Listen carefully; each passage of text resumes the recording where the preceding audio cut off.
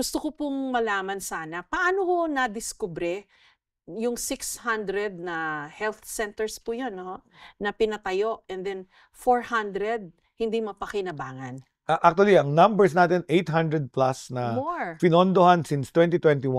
Ito yung Opo. tinatawag nilang super health centers. Opo. And then, meron kaming nakita na 300 plus na natapos na at hindi pa functional.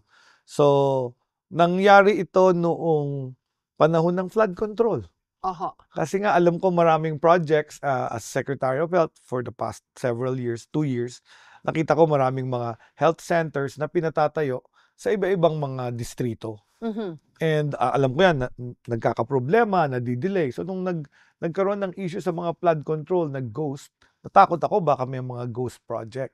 So I monitored them. I monitored them, evaluated them.